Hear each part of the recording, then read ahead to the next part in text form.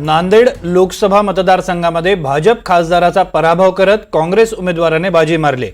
माजी मुख्यमंत्री अशोक चव्हाण यांची ताकद भाजपसोबत असूनही भाजपचा पराभव झाला।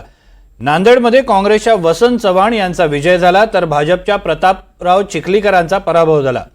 या एकूणच निकालाची मीमांसा नांदेडच्या पत्रकारांसोबत केले आमचे प्रतिनिधी योगेश लाटकर यांनी। नांदेड लोकसभेचा निकाल लागला, इथं काँग्रेस जिंकला आणि भाजप हारलं। पण आपण आता पत्रकारांसोबत मीमांसा करूया की इथं काँग्रेस का जिंकलं आणि भाजपा का हारली। आपल्यासोबत नांदेडचे नामवंत पत्रकार मंडळी आहेत। का जिंकलं काँग्रेस? नांदेडमध्ये फोडाफोडीचं राजकारण झालं, त्यामुळं या ठिकाणी काँग्रेसचा विजय अतिशय सुखकर झाला। तसेच अशोक चव्हाणांचा प्रवेश हा देखील या ठिकाणी बऱ्याच जणांना मान्य नाही झाला, त्यामुळं मतदारांनी या ठिकाणी काँग्रेसला विजय मिळवून दिला। दलित मुस्लिम मराठा समाजाचं एक गट मतं जी भेटली त्याच्या जोरावर काँग्रेस विजयी झाली। नांदेडमध्ये MMD हा चाललेला आहे प्रोजेक्ट। त्याच्यामुळे कसं झालं आहे की दलित मुसलमान आणि मराठा या लोकांनी मोठ्या प्रमाणात वसंतरावला मतदान केलं आणि त्यामुळे प्रतापरावचा पराभव झालेला आहे।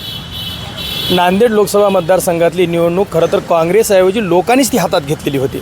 भारतीय जनता पार्टी, अशोकराव चव्हाण वरचं केंद्रीय नेतृत्व या सगळ्यांना विरोध म्हणून इथल्या लोकांनीच हातात निवडणूक घेतली होती, त्यामुळे काँग्रेसचा विजय झाला आहे। खरं तरी निवडणूक लोकांनी विकासाच्या मुद्द्यावर हेच केलं नाही। जे मागच्या 5 वर्षामध्ये महायुतीच्या सरकारकडून जे काही फोडाफोडीचं राजकारण झालं, कटकारस्थान झाले, हे लोकांना आवडलं नाही। त्यामुळे लोकांनी सत्तेकडे न जाता विरोधी पक्षाच्या उमेदवाराला मतदान केलं। आता आपण याच पत्रकारांना विचारूया की भाजपा का हरलं। खरं तर भाजप इथं यापूर्वी भाजपचेच खासदार होते, ते कंटिन्यू होईल असं वाटत होतं, पण भाजप हारली। का हारली? नांदेडमध्ये भाजप हारण्याची अनेक कारणं आहेत। पहिला सर्वात मुद्दा या ठिकाणी उपस्थित होतो तो म्हणजे मराठा आरक्षणाचा। मराठा आरक्षण न दिल्यामुळं तो रोष होता मराठा समाजावर, म्हणून त्यांनी देखील या ठिकाणी पसंती काँग्रेसला दिली। तसेच या ठिकाणी अशोक चव्हाणांनी ऐन वेळेला हा भाजपामध्ये प्रवेश केला, त्यामुळं मुस्लिम समाज या ठिकाणचा अत्यंत नाराज झाला होता। त्यामुळे देखील मुस्लिम समाजाने आपली ताकद दाखवली आणि त्यांनी काँग्रेसला साथ दिली। वंचित बहुजन आघाडी आणि इतरही सर्व मतदार अतिशय प्रगल्भ झाला। मतदार प्रगल्भ झाल्यामुळे आणि फोडाफोडीच्या राजकारणामुळं या ठिकाणी नांदेडमध्ये काँग्रेस जिंकली असं मला वाटतं। वंचित फॅक्टर चालला नाही। वंचितला जी काही मतं मिळाली ती भाजपाचीच काही होती आणि हिंदू पट्ट्यामध्ये भाजपाला म्हणजे हिंदू पट्ट्यामध्ये जरा सरसर भाजपाला मतदानच झालं नाही, म्हणजे टक्केवारी घटली, त्याचा फटका भाजपला पडला। नांदेडमध्ये पूर्णतः म्हणजे कसं नांदेड नाही तर मराठवाड्यातच पूर्णपणे भाजपचा सुपडा साफ झालेला आहे।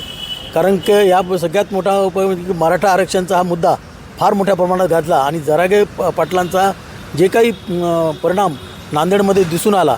वास्तविक पाहता चिखलीकर हे सगळ्यात पक्षाशी संबंधित होते, सगळ्यांचे त्यांचे रिलेशन खूप चांगले होते, परंतु अशोक चव्हाणांचा प्रवेश हा चिखलीकरांसाठी घातक ठरला म्हणण्यास काही वावगं नाही। त्यामुळे त्यांचा पराभव झाला असं म्हणण्यास काही हरकत नाही। नांदेडमध्ये भाजपचा पराभव होण्याला अनेक कारणं आहेत। त्यामध्ये महत्त्वाचं कारण आहे इथलं मराठा आरक्षण, मुस्लिमांच्या मनात निर्माण झालेली असुरक्षिततेचं वातावरण, दलितांच्या मनामध्ये निर्माण झालेली एक प्रकाश आंबेडकरांच्याबद्दलची वेगळी भावना, संभ्रमावस्था निर्माण झाली की बाळासाहेब आंबेडकरांना मतदान म्हणजे भाजपाला मतदान, म्हणून भाजपाला मतदान नको, वंचितला मतदान नको, म्हणून ती लोक काँग्रेसकडे गेली।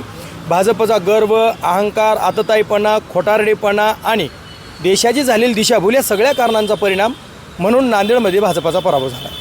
खरं तर मी आता सांगितल्याप्रमाणे वसंतराव चव्हाण किंवा प्रताप पाटील चिखलीकर किंवा अशोकराव चव्हाण याकडे मतदारांनी काही बघितलं नाही। त्यांना फक्त सत्तेच्या विरोधामध्ये किंवा मग भाजपा सरकारच्या विरोधामध्ये मतदान करायचं होतं, त्यामुळे ते सरळ वसंतरावाकडे मतदान केलं। आपण बघितलं की प्रत्येक पत्रकाराची मतं हे विश्लेषण हे वेगळं आहे। योगेश लाटकर, NDTV मराठी, नांदेड।